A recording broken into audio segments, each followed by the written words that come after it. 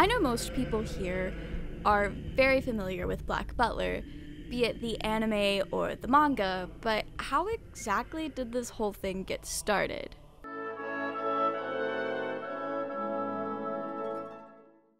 The Black Butler manga started publication in the magazine G Fantasy back in September of 2006. It's said that the series was originally supposed to just be a few chapters. However, it was surprisingly popular, and Yana Toboso was given clearance to take the story even further. And that's how we've got the Jack the Ripper arc, which ended up being pretty well liked, allowing for the series to be greenlit for a longer publication. In 2009, Black Butler was among the top 10 best-selling manga series for the year. Full transparency, it was number 10, but that's still top 10, and honestly pretty cool. So it's safe to say that the series was a massive hit back in the day. However, when looking at some more current numbers, it appears that the series is still doing surprisingly well. In 2020, we saw the release of Volume 30, which outsold Demon Slayer's Volume 22 that came out around the same time. Honestly, that's kind of a big deal considering how amazingly popular Demon Slayer is. When Volume 31 was released, it placed 10th on the top-selling manga in October of 2021, and when Volume 32 was released, it was the top-selling manga of the week. That's all really cool. All this to say, the manga has been and still is widely popular, which is pretty cool to see. Unexpected even, considering how little it's talked about compared to series that it has outsold in recent years. So what is it about the manga that has continued to captivate readers for 17 years? To answer that question, and many others that I'm sure will arise, I'm going to be taking a look at each story arc within Black Butler, and pretending like I'm in literature class, or something. But since the manga is still ongoing, and I don't want to make a really super long, big video, we're gonna be breaking it up a bit. We're gonna be taking it one arc at a time, and today, we go all the way back to our humble beginnings, and we're going to take a deep look at the first introduction of the Phantomythe household and the daily happenings of our demon butler. The first initial story arc, dubbed the Black Butler arc, sets the scene for Sebastian's current day-to-day life. Chapter 1 starts us off with a standalone story about a day in the life of Sebastian, our surprisingly capable butler. It starts us off with Sebastian getting Ciel ready for the day, then transitions to Sebastian facing off against an unnamed martial artist, a battle that Ciel had set up as a bet, hoping Sebastian would lose. However, Sebastian wins, and Ciel then has to go on with what was planned for the day. We then see that Ciel is expecting a guest, and suspiciously lets Sebastian know that they'll be speaking business. So it's up to Sebastian to make sure they entertain the guest perfectly. We're then introduced to the main comedic tone of Black Butler, things going so over the top, horribly wrong by mistake, and it's up to Sebastian to fix everything. Naturally he does, and we're treated to a bit of info dump about Japanese culture, an intense serving scene, and a kick-ass magic trick. It's a classic story of a man who is incredibly good at his job, surrounded by people who are laughably bad at their own jobs, causing our main guy here a lot of headache and extra work to make sure that things go smoothly and according to plan. However, Sebastian is built different in the sense that he somehow manages to do the impossible in order to combat the incompetence of his coworkers. We don't currently know within this first chapter that Sebastian is a demon, so bear with me. This man is out here doing inhuman levels of impossible. It's also important to note that in the first chapter, it's never stated that Sebastian is anything other than human. So it's almost like the butler version of Sakamoto Desu Ka, which is a series about a high school boy who is so perfect at everything he does for no reason, really. He's just a Gary Stu. This first chapter mostly serves as an introduction to the core main characters and their dynamics from an outsider's perspective. We don't see much of Ciel, but we do see the way that he delights in making Sebastian's life harder than it needs to be. shown in little interactions like the way he dumps the unwanted lemonade that he didn't like onto Sebastian, and the way he goes out of his way to find people who may be able to beat Sebastian in a fight. And we also see that Ciel is a force to reckon with, shown by the overly sinister way he's conversing with Klaus. It's also interesting that it's often pointed out how Ciel is just a kid, and he plays into it in this first chapter. I assume as a way to manipulate Klaus, because we do see later on that Ciel doesn't particularly like being treated like a kid, despite him literally being 12 in these first few chapters. Meiren is set up as a ditzy maid who's often flustered by Sebastian's presence, and while we see elements of this sprinkled here and there in the manga, it's really played up at the start and in season 1 of the anime.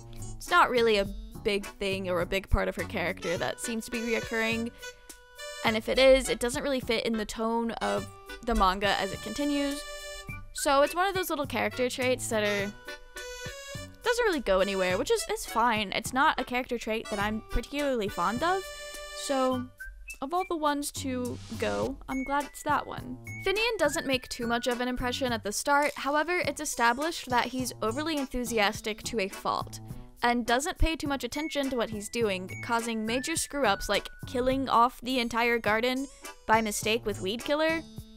He's eager to help, but he gets a bit carried away. Bardrai is set up as an interesting fellow, the guy who plays the straight man of the group, wrangling Finny and Meiren back to their senses while Sebastian is away. However, this is the same man who also thinks it's a good idea to cook with a blowtorch when any good chef knows that cooking fast isn't actually a good idea.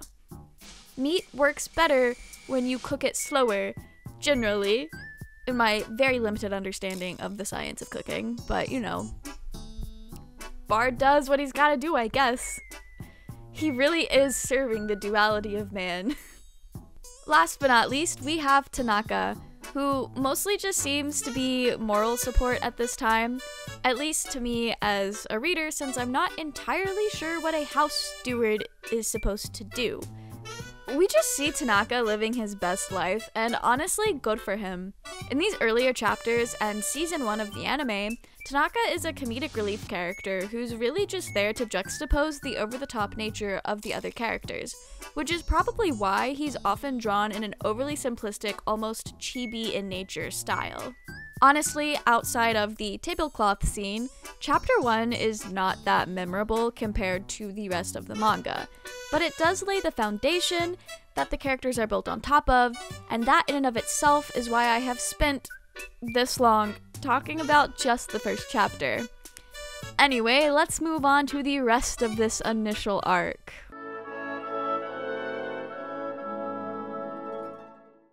Chapter 2 is when we're introduced to Ciel's insecurities. Woo, he's just like us! Short kings unite. But also he's like a kid in an adult world, so he's got a lot to be insecure about. We're also introduced to Finian's inhuman super strength, which is honestly just kind of mentioned because he broke Ciel's cane, and also a tree? Because those two things are definitely similar. Chapter 2 also introduces us to the delightful Lady Elizabeth, Lizzie for short. She's such a ray of sunshine, and I will also refrain from harping on her annoying factor because she's like 13. Being annoying is just a symptom of that age. Sorry to any 13-year-olds who might be here right now. I was 13 once. I also feel like it's important to mention that Black Butler, despite the demographics of the fanbase, is published in a shonen magazine, meaning the imagined demographic for this manga was teen boys. So it makes sense in that fun misogynistic way that Lizzie would be introduced in such a frustrating manner. However, if we want to give this series and Yano Toboso the benefit of the doubt, maybe she was going for more of a kid sister vibe, because again, kids also just come off as annoying to someone when they're playing around or not understanding complex emotions, which is most of the reason Lizzie comes off as annoying. I mean, the English dub doesn't help because the voice actress goes for a very high-pitched voice, but honestly, that's a problem with anime in general. So I can't really fault anyone there. And the other reason I think a lot of people dislike Lizzie is because she gets in the way of their yaoi Sabaciel ships, and honestly, that's just internalized misogyny on the fandom's part. No, I will not elaborate. We're gonna move on. Anyway, Chapter 2 is another standalone story about Lizzie coming and turning things upside down. Ciel and Sebastian come home from running errands only to find that Lizzie has come over and started redecorating and playing around with the servants. She then decides to have a dance party with Ciel. This is also when we learn that Ciel is engaged in an arranged marriage kind of way, but it's also revealed that her mom is Ciel's aunt, making them first cousins. It was a different time in the late 1800s, that's for sure. Different time. We also see that Ciel doesn't know how to dance. Sebastian states that Ciel is a wallflower at events they have attended in the past and that offers to teach Ciel how to dance, so that they can appease Lizzie. As always, Sebastian is perfectly capable of doing whatever he sets his mind to. However, it's mentioned that Sebastian had visited the... I'm so sorry, I don't know languages, but the Schornburn Palace? Many times in the past. At this point in the manga, we still don't know what's up with Sebastian, and to be honest, I'm not sure if this is supposed to be a hint of some kind, but it felt unusual for a butler to frequent the palace, so I think it's worth mentioning as a clue that there's more to Sebastian than meets the eye. Ciel's character gets expanded upon in Chapter 2. We learn not only that is he insecure about his height and age, but he's also depressed. Or maybe suffering some sort of trauma. It's only Chapter 2, we're not getting that deep into it yet.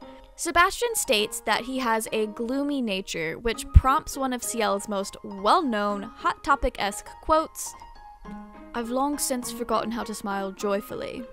Okay, cool. So our main character is emo. He's just like me for real, for real. At this point, we don't know Ciel's past.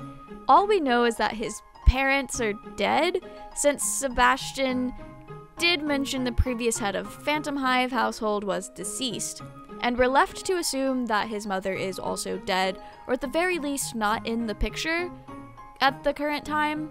During this scene, we also get a close-up of the family ring, the iconic sapphire set in silver. Due to the framing, it's basically implied that the ring has something to do with why Ciel feels the way that he does. Is it the weight of becoming the head of Phantom Hive at such a young age? The untold trauma of how his father died? Something else, maybe? Either way, the ring is related to why he's chronically gloomy. We also see that the ring is incredibly important to him when he and Lizzie get into a fight over it. It clashes with the vibes that she has carefully crafted for the evening, but Ciel doesn't want to take it off, and even gets angry when Lizzie takes it from him, causing her to have a bit of a meltdown, throwing the ring on the ground and breaking it. Honestly, this can go to show just how strong and badass Lizzie is, because she did that. It's supposed to be a ring made of metal. I know it's old, but it's also silver. Okay, wait. I don't know if silver is supposed to be fragile, but it's still, like, I feel like it would take a lot of force to shatter the ring like that. So, honestly, Lizzie, pop-off queen. She could decimate anyone if she wanted to. We then see Ciel about to commit an act of domestic violence before Sebastian steps in, bringing him back to his senses. We can't have a sympathetic main character who abuses his fiancée now. Honestly though, these guys are just kids, and that was such a sibling-coded interaction. At least that's how I read it, knowing that Ciel and Lizzie grew up together, and knowing how siblings have that special ability to really get under your skin and push your buttons.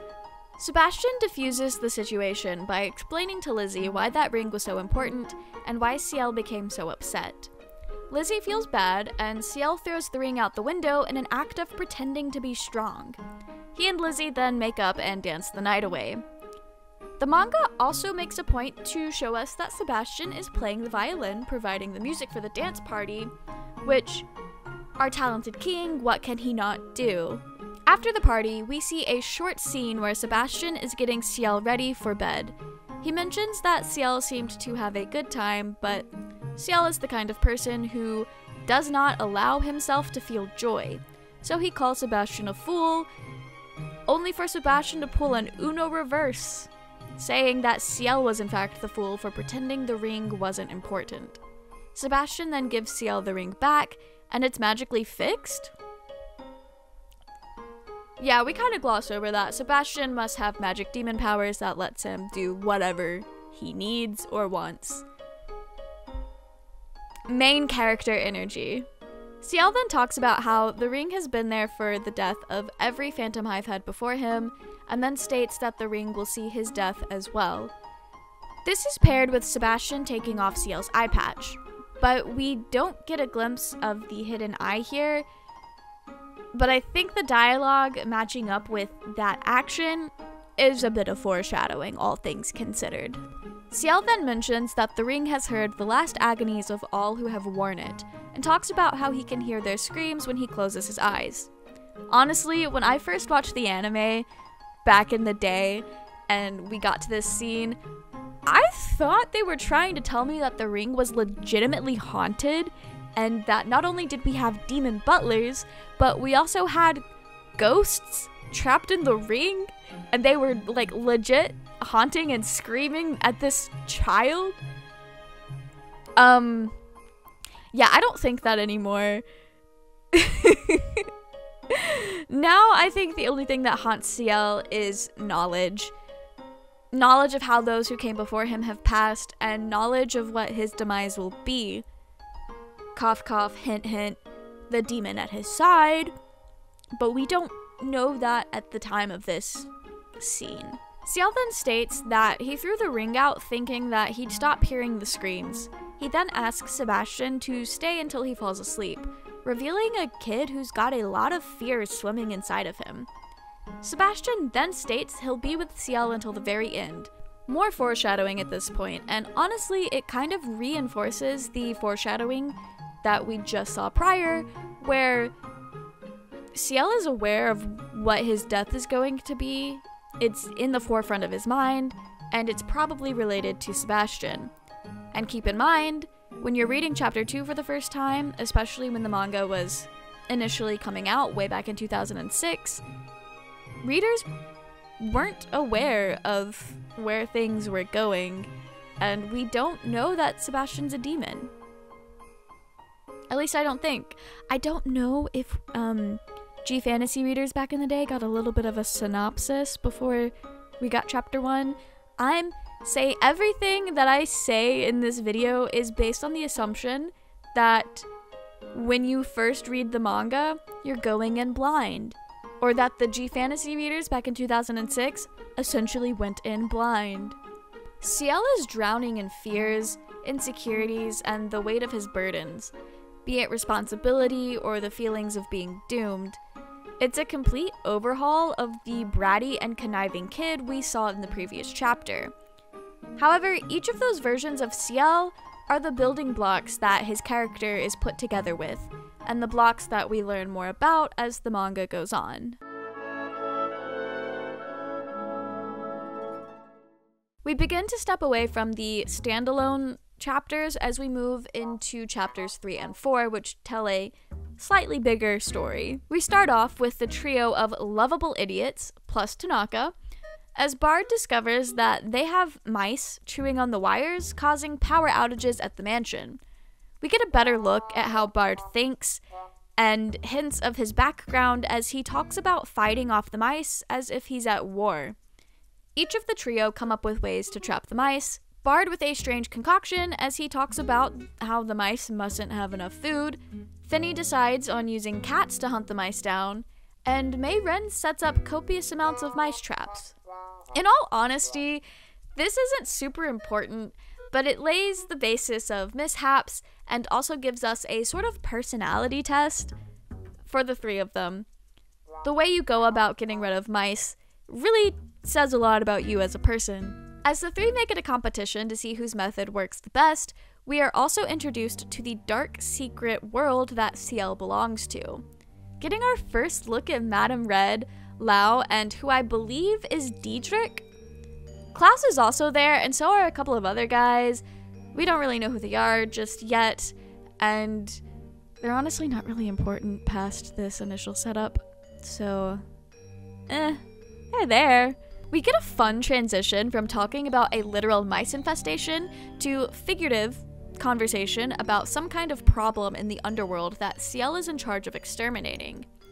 During this conversation, they're playing a game of pool, which I feel is supposed to be symbolic of how they work and their current standings of the group.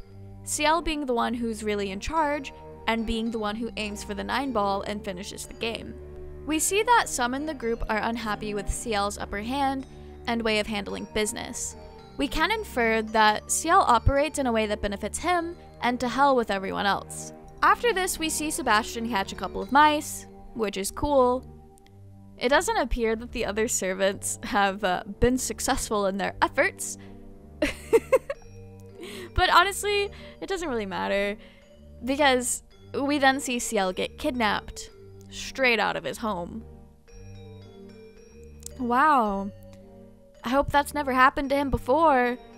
Honestly, it's fine though, because when Sebastian brings Ciel his afternoon tea, he discovers that something is amiss, and is more concerned about the tea going to waste, which, honestly, sure. Modern society is very wasteful, and the rich even more so. So I get it. We're then treated to an explanation as to why Ciel has found himself in this position. The Phantom Eye family serves as the Queen's watchdog, meaning that they get their hands dirty involving themselves in the corrupt happenings of the underworld, and taking out those that go against the Queen. This has put him in direct conflict with one Azuro Vano, one of the men present at the meeting earlier in the chapter, which is what presumably gave him an in to the Phantom Hive Manor so that he could, kidnap Ciel. Azuro is an Italian mobster struggling to deal drugs in England due to Ciel's interference and role in keeping the substances market under control. Whatever that means, I'm a little confused on if it's like a no drugs allowed here, or if it's a only certain drugs in a certain amount. I'm not really sure, because Lau is selling opium this whole time and no one gives a shit. And I'm just very confused on why one is fine and the other isn't. But maybe they're just trying to keep the market from being oversaturated, which could also be a problem. Either way, I don't think that's really important to the plot of Black Butler, so we never really... I guess I'm supposed to infer something, but I'm stuck. It's a me problem. We then learn that the Phantom Hive servants are in danger due to this mobster and his men. However, Ciel doesn't seem concerned, which, given the characterization thus far, is a bit strange. But we finally get to learn just why those silly little guys are kept around since they're so bad at their day jobs. Okay, I lied. I wrote that sentence before I finished reading this couple of chapters. I forgot we don't actually get to see them in action. We do, however, get to see Sebastian in action. Sebastian handles everything, while the rest of the servants try and figure out if Sebastian meant they could eat the potentially wasted food. Honestly, mood. Sebastian should have been more clear in his directions. All he said was just to take care of it. That could mean anything. And also, what are they meant to do with it? How are they supposed to eat it when Sebastian takes all of the forks and knives to use as weapons because he's quirky like that? The rest of Chapter 3 and a good chunk of Chapter 4 puts Sebastian's abilities and true nature on blast. We see this man become an absolute menace of super speed, death defiance, and amazing dexterity. It's honestly kind of funny how this whole kidnapping fiasco is flipped from Azuro trying to manipulate and exploit Ciel to Ciel and Sebastian playing a very sadistic game with Azuro and his men, even down to Ciel referring to it as a game of fetch that Azuro's men failed at. Also, obsessed with the seeming safe word being on theme here. I mean, why are you barking, Ciel? What is going on? Very on theme. Sebastian is also comically committed to the bit, going as far as using kitchenware as weapons and being more concerned with keeping on schedule than he is for his life or Ciel's. And let's keep in mind, at this point, we still have no clue what Sebastian's deal is. Only the fact that he's some kind of superhuman or supernatural being who's just like really into being a butler. It's not until Sebastian rises from the dead and is given a job offer that we get the sickest humble brag of all time. He's simply a devil of a butler. Man's just a butler. The anime dub rephrases this line as one hell of a butler, which honestly is more iconic and flows a little bit better. But I do love the little like, yeah, I'm just a devil of a butler. I'm just a really good butler. Obsessed with it.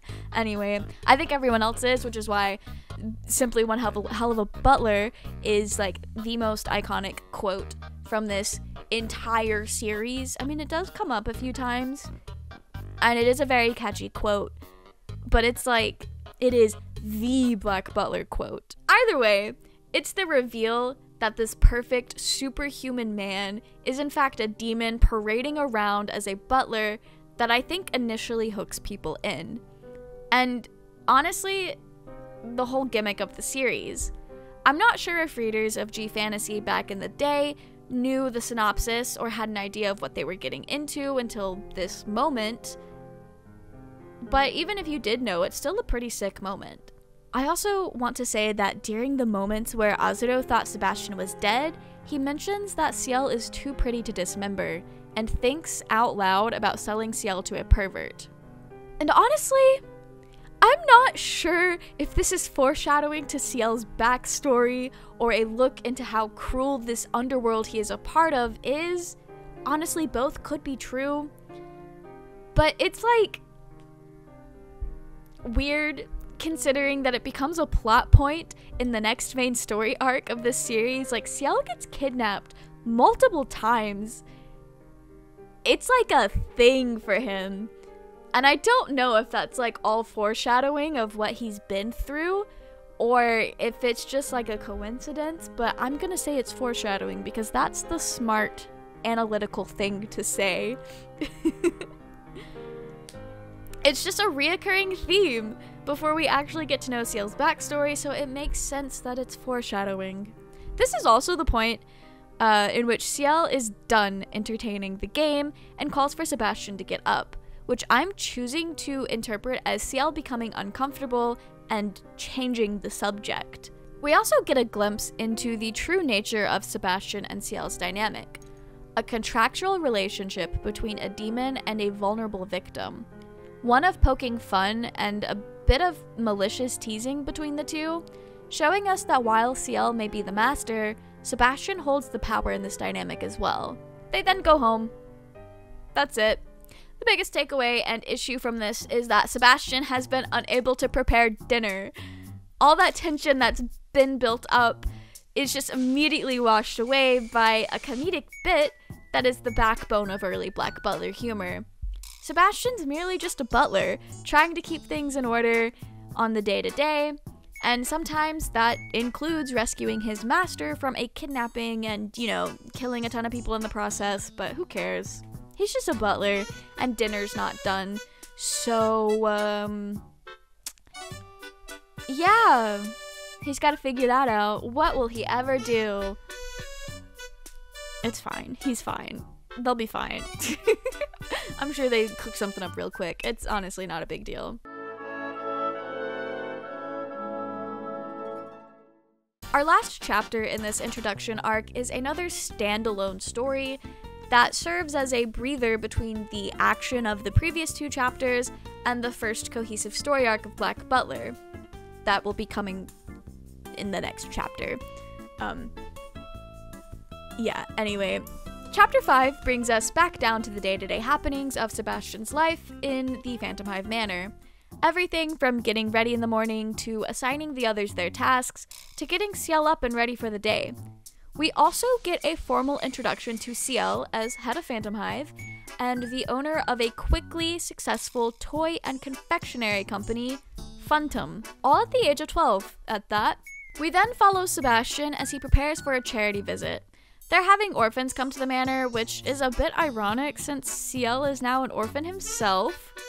However, Sebastian is only given 24 hours notice, if that, of the visit, and you can imagine how a normal human butler would have a very difficult time getting everything prepared on such a short notice. However, Sebastian handles it like a champ. We get a bit of insight into how he feels about Ciel, which is annoyed. Ciel is a brat. I can't argue with that. I can't defend that. That's just a true fact about him as a character. And we could get into why he's a brat all day long, but bottom line, Sebastian is very annoyed with him. Sebastian also feels that Ciel acts as if anything is possible if Sebastian is around. He mentions that Ciel works his people too hard, however, it seems that only extends to Sebastian. We spend the rest of the chapter watching Sebastian flawlessly handle his duties, juxtaposed with Mayrin, Bard, and Finny screwing up in over-the-top comedic ways, and then running to Sebastian for help solving their new problems, which he manages to do just as flawlessly as he does everything else, even keeping his complaints and dislikes of the other servants to himself, which is truly the real test of his abilities. I do love the creative ways that the servants interrupt Sebastian's day, however. My favorite is when Bard causes an explosion in the kitchen, and Sebastian's thought box is caught in the explosion, shattering off into pieces, which is really cool. I love when comics and manga play around with the text bubbles and like the speech bubbles and all that, or just like they're playing with the medium that they're using, and I think that's really fun, and that is so cool. It's through the stress of these mishaps that we get the fun character lore that Sebastian is down with emotional support animals, specifically cats, which becomes a reoccurring gag that pops up every once in a while. This is also when we get the fun reference that pets in the demon realm are just creatures from the Alien movie. I'm aware that this is a reference. However, I'm not super familiar with the thing it is referencing, so we won't spend too much time talking about it. I will add that I've never seen anyone read too much into that, so it was probably just a fun little reference that Yana put in, mostly for herself, possibly. Something that she liked. So I don't think it's important. The chapter finishes up with Sebastian's magnificent artwork in chocolate sculpting, and the reveal that Ciel really is, for lack of a better phrase, that little shit, when we find out that the head of the sculpture is missing and Sebastian finds it partially eaten on Ciel's desk, chocolate on his face marking him clearly as the culprit. And that's chapter 5, a sweet little story to kind of ease you in. I mean, it's chapter 5, so I don't know what kind of easing in you're gonna need, but I do want to talk about how these 5 chapters were put into volumes of the manga. Volume 1 contains the first 4 chapters, introducing us to the characters and their world, and ending on the note that Sebastian is a demon, who's a butler. It's a cool hook to end your first volume on, and that draws readers into wanting to know more, thus encouraging them to buy the next volume. Volume 2 starts off with Chapter 5, serving as a re-establishment to the status quo around the Phantom Hive Manor, and honestly, it's a cute, low-stakes, standalone story to give the narrative breathing room before hopping into the action once more. We get a refresher on what the servants are like, with added insight to how Sebastian feels as he goes about his day, and before we, the reader, move on to the next arc in the series. It is not a Black Butler deep dive without mentioning the fact that there are a few historical inaccuracies throughout the series. These early chapters are the most notable with the inaccuracies, however, given the fact that it takes place in the late 1880s, but Ciel and Finney watch TV shows and their cell phones. And one may consider that the use of electricity and electrical wires is also a problem spot as well, but I looked it up, and electricity began to be used in homes in the late 1800s, towards the end of the Victorian era, so that tidbit does check out, I think. Aside from the historical inaccuracies, though, these first 5 chapters set up a lot of characterization that we spend the rest of the manga expanding upon, and for a long time, these initial chapters served as the main source of characterization for the servants. Which is wild considering how prominent they are throughout the series. I also find it really interesting how Sebastian is framed as the main character. We know from the end of the volume tidbits that Black Butler started with the idea of a butler who was the hero of the story, which evolved into a demon butler because a butler hero didn't make a whole lot of sense without a gimmick. So from the get-go, Sebastian was the driving force of Black Butler's existence. I find this particularly interesting because over time, the manga shifts from Sebastian being the sole main character to him sharing that role with Ciel, and I would even argue that due to the nature of their characters and the story arcs and what the story is covering, Ciel, in my opinion, becomes the sole main character later on in the manga. But that's a discussion for another day, when we get to those story arcs. I've already spent far too long discussing 5 chapters of a manga that is nearing chapter 200 at the time of writing this, so I'll pause our discussion here. And to be honest, there's not much else that I can say about the setup here. I hope you all have enjoyed the start of our Black Butler deep dives, and I will see you all in the next one, where we'll be talking about the Red Butler arc, colloquially known as the Jack the Ripper arc. Bye.